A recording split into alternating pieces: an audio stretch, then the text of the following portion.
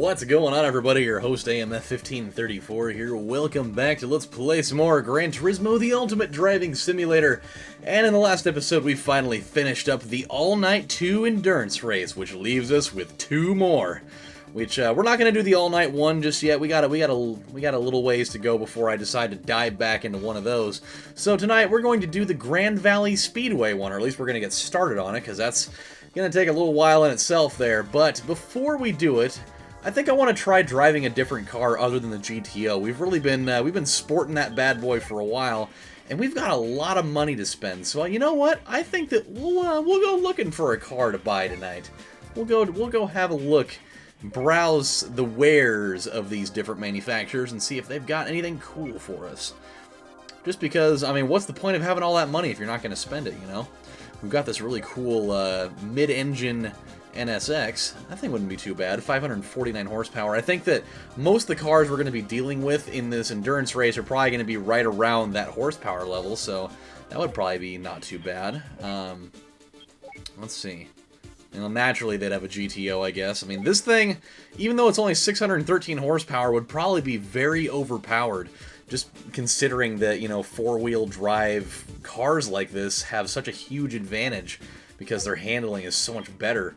And I think I'd probably have a much easier time driving that because it's like 300 horsepower less than the one that I'm sporting right now, so that's certainly something to keep in mind. Probably won't deal with anything. God, I love the theme for TBR, by the way. Oh, it's so good. I love it. It's definitely not my favorite one. I think that Mitsubishi is still my favorite one, followed by Honda and Acura, but that's definitely a good one, man. I gotta say, they really did a good job with all the themes for every brand in here. Ooh, that thing's got some power. Oh, I really like the blue. That red, white, and blue is actually really good. It just makes me feel like America is coursing through my veins with a Japanese car that has nothing to do with America at all, but hey, I'm not going to sit here and be picky about it. You'd think that Dodge would actually have, like, the Viper GTSR in there. I'm surprised they don't. Did Chevrolet have anything? They don't have anything either, huh? I figure both of those makes would have had something in there, but apparently not. Oh, well, that's not that bad either, actually. I really like that black. I don't like the blue as much. I really like that black. I think black looks really good on Imprezas. There's a number of them that are driving around in the city that I live in. They're not like rally editions of one like this, but they look good though. I really like them. I think if there were any other brand that I'd go to for cars outside of what I'm driving, I think that I might go with a Subi. They're really nice. My brother has one actually, and he's down with it. He's really liking it, and so he's definitely trying to talk me into it when I get into that area of my life when I finally retire my '93 Honda Accord that I've been driving ever since I was 15. So, you know, ooh, I like this too. 660 horsepower is actually pretty solid. That's not bad at all. The only thing that I worry about though is with those rear-wheel drive cars, it's so hard to not spin out with those damn things, you know? I mean, I'm getting really picky with this because I think ideally what's going to end up happening is I'm probably going to go with a front-wheel drive one or with a rear-wheel drive one anyways. So, you know, I don't know. Well, actually, you know what? We got some cars in our garage. We could check that out. I just don't feel comfortable with any of those. I really don't. Let's see, we got this Nismo in here. That's kind of like the one we already had. It's just not as, or the one that we were looking at in the Nissan garage. It's just not as powerful. We got this Soarer, definitely not anywhere close. Neither is this, for damn sure. Now, this RX-7 could be interesting. I don't know if I could be okay driving that fucking, like, Crest toothpaste colored car for that long, so I don't think we're gonna do it. Ooh. Really? A Del Sol with that many, with that much horsepower, huh? That's pretty interesting. I don't think I'll do it, though. Oh, actually, oh, you know what? I think I kind of like this. I didn't realize that I had a four-wheel drive car in my garage. This could be... You know what? We're gonna do it. It's four-wheel drive. I know it's not the highest horsepower in the world, but just the pure merit of it having four-wheel drive could actually really be extremely helpful in this. I think we're gonna do it. We're gonna do it. I love the FTO. It's a car that I really like in this game. just having it in four-wheel drive fashion is going to make this so much easier. We're going to test it real quick. I mean, I'm probably going to go with it anyways, just because I really want a good challenge. I mean, as much as I loved doing the All Night 2 challenge with that crazy powerful, super powerful GTO, it kind of got a little boring during parts of that. I will admit. I mean, don't get me wrong, I love beating the living shit out of other cars, but I think that this would be cool because we are in the same horsepower bracket as the rest of the competition, but we do still have a bit of an advantage here. So I want to see how we stack up to people in this little qualifier lap. If we can win this thing by maybe like a second or two, maybe three, if I really do well here, I think we found our winner here. Not to mention that this whole black with that kind of mint green color complement, I'm really digging it. Not to mention, I love the way this thing handles. I mean, as far as a four-wheel drive car, this thing seems like it's pretty lightweight, which means that the handling is definitely, it's very smooth. It's very, very smooth. I don't know if you guys can really tell a big difference in how well I'm handling right now, but I can definitely see it. I can feel it as well. This is good. This is good. I really like where I'm sitting right now, and I'm not having to betray my baby with Mitsubishi cars. I kind of have a little bit of brand loyalty with them as of late, it would seem.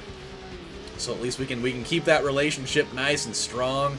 Don't have to have any weird Thanksgivings or Christmases with that. You know, when we go and see the family later on. Oh no! Oh shit. If I can come out of this on top somehow still, even though I still did that, man, we're really gonna be in good shape. I mean, even after kind of running into the wall like that, if I can still maybe only lose by like a half second, I'll know this is definitely gonna be my car for the long run.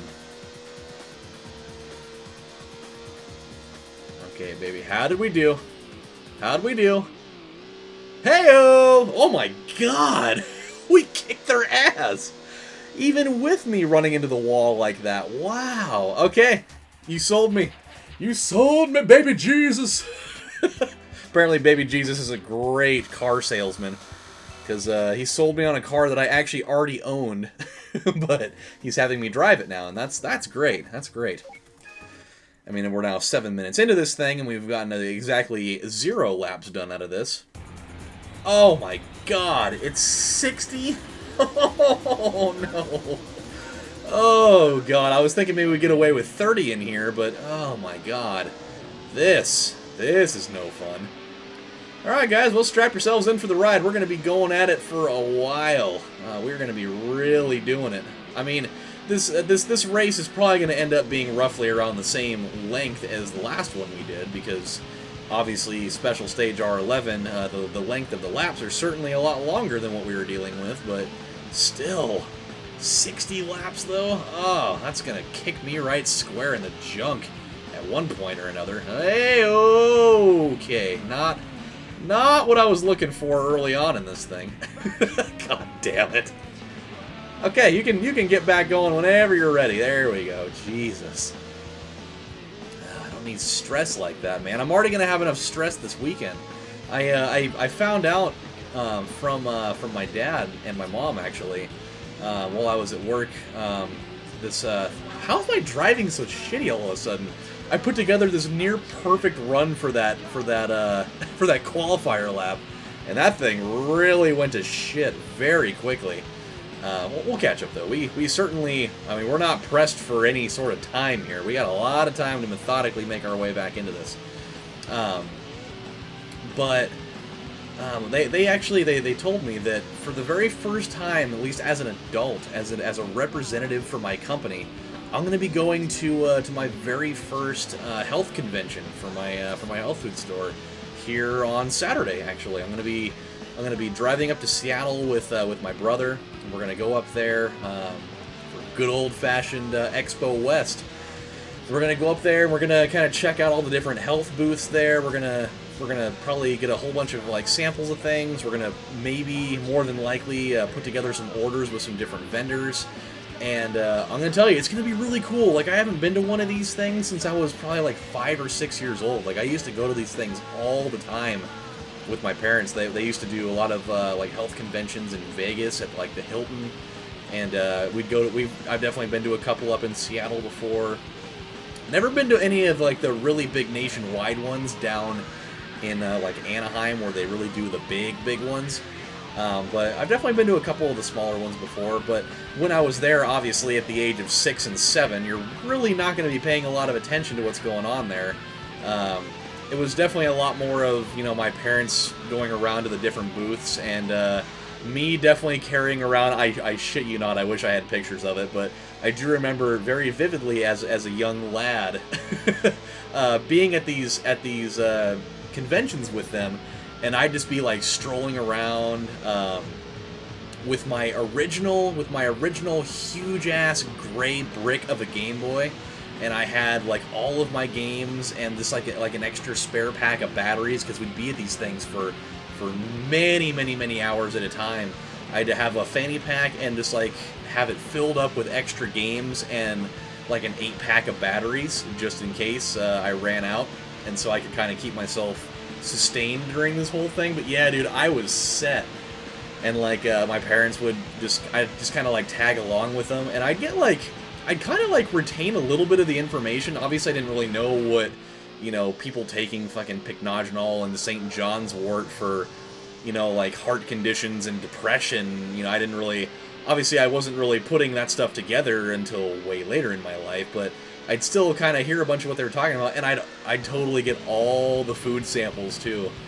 Like they'd see me and they'd be talking to my parents and be like, "Oh, is this your little guy here? Your big helper for the day?" And they're like, "Oh yeah, he's gonna be, you know, he's the legacy. He'll be taking over the business at some point down the road." And you know, they'd always try to make small talk with me, but I'd be like so buried in playing Super Mario Land 6 Golden Coins that I wasn't really paying attention. Like I'd kind of talk to them and be like, "Oh yeah, you know, whatever." Being at that age, you don't really know what the hell they're talking about, but you know, it was fun, man. I missed those days of being able to go to those things all the time. The ones at the Hilton were fucking awesome though, because you'd go there and they'd have like all the elaborate things going on. They'd have like all the big speakers for these different companies, and you'd hear about all these new products that these companies are unveiling. And because we were staying at the Hilton, you know, between days for going to the conventions, like my mom and dad and my brother and I and my grandparents, when they were still working for the company, we'd totally like between days of going to those things, like we'd be at the hotel and I'd get to, you know, chill out in the pool and go up to the fucking crazy awesome arcade that they had on the 17th floor. I remember this really well, because that was actually the first time that I realized that hotels didn't have a 13th floor. I remember I was going up there with my grandma. She was taking me up there so she could check out, you know, one of the gift shops and whatnot, and I was just going to hang out in the arcade while she was over there because they were right across from each other. And I remember I got in the elevator, and it was like one of those glass elevators that you can kind of see everything that's going on outside, and it was like a really cool view and all that. And I remember being in the elevator, and I was gonna, you know, push the button. She's like, "All right, we're going up to the 17th floor, so, you know, hit the button." I was like, "Hey, Grandma, why is there no 13th?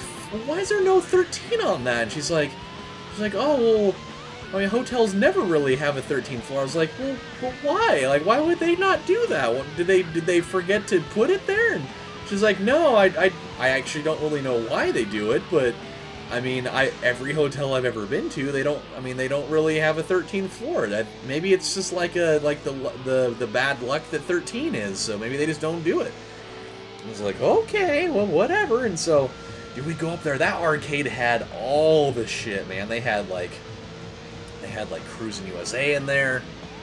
I remember they had King of Fighters. They had Primal Rage. They had like Art of Fighting in there. They had like the classic Raiden top-down shooters. They had a couple other like fighting games in there. Dude, that place was stacked. They had an amazing arcade for a fucking hotel. It was outstanding. Definitely paled in comparison to the one at Circus though, but that's a different story. that was the weirdest arcade I remember, actually, to this day. I don't know if they even still have it like that anymore, but I remember going there. It was like a multi-floor arcade, dude. It was so fucking weird. And I wish that I could go back there to see if they're still doing it, but I remember you go to the arcade and they've got like one, like, you go to the first floor of it and they've got like just a little small area. It's probably got like maybe, I'm gonna say probably like somewhere between like 7 to 10 cabinets. And they got there's a bunch of them down there, but they've got a stairway like right in the middle of the room, and you can take like this spiral staircase up to the second floor. And up in the second floor, they've got a totally different set of games up there, and probably, you know, like another somewhere between 7 to 10 or 12 games up there. And you can go up another floor, and they've got another set of games up there. And I think they had like 4 floors of it, and they just had like all these different fucking things. They had like claw machines in there, and they had, you know, racing games, fighting games, shooting games, just this whole crazy complement of all these different arcade cabinets, and it was so cool.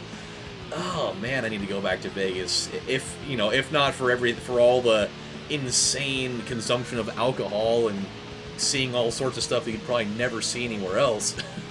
Just I want to go back to Circus Circus just once in my life to see if that super amazing arcade still exists somehow, even after, you know, 20 years of me not being there.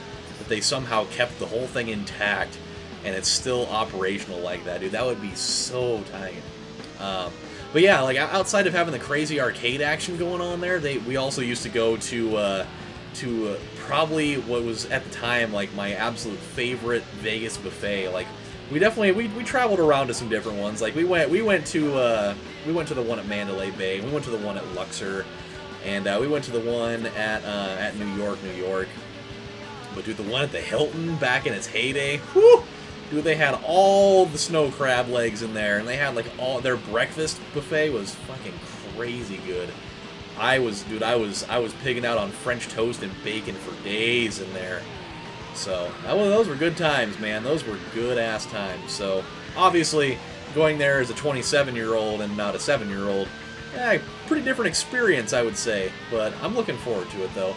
I'm just like, one thing that really makes me nervous and paranoid about when I go there is that I'm so afraid. That was our best lap, by the way.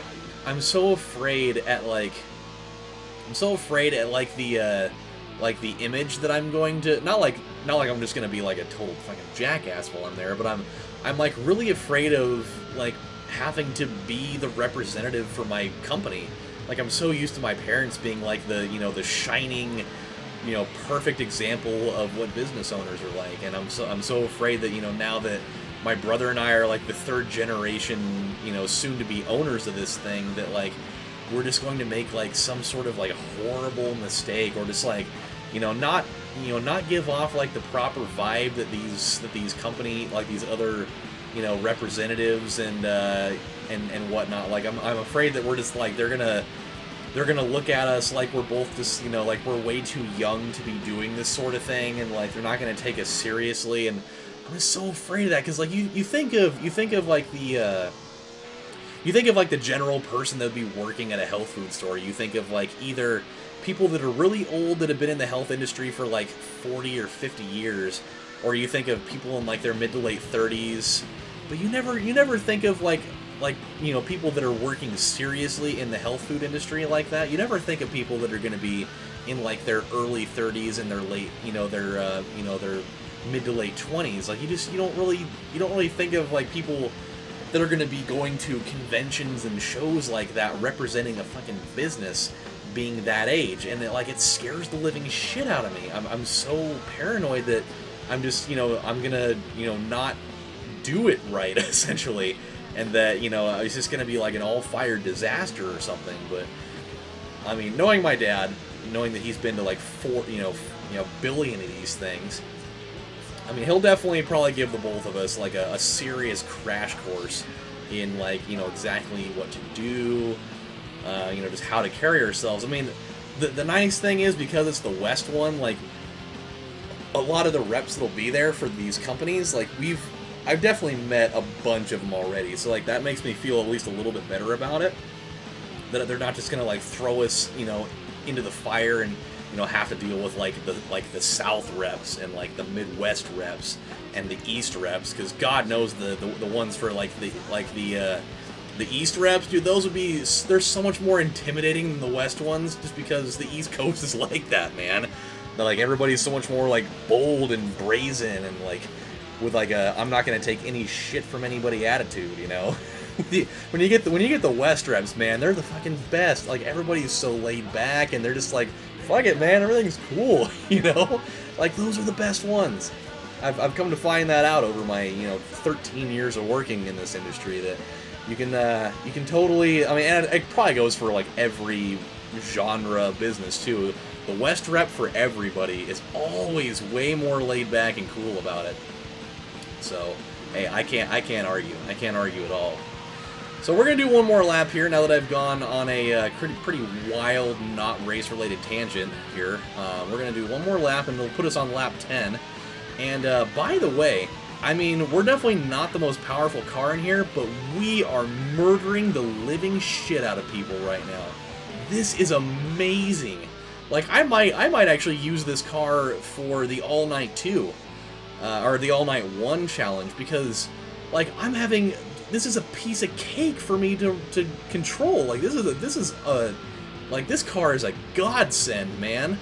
Like, if that GTO were anything like this, man, we would have finished that endurance race in no time flat. Like, this is just, oh man, like, I'm like borderline getting a chub over this thing right now. This is amazing. I mean, the car that was the car that was beating us, that Impreza, like that one has the most, like, has the highest top end horsepower out of any car in this competition right now.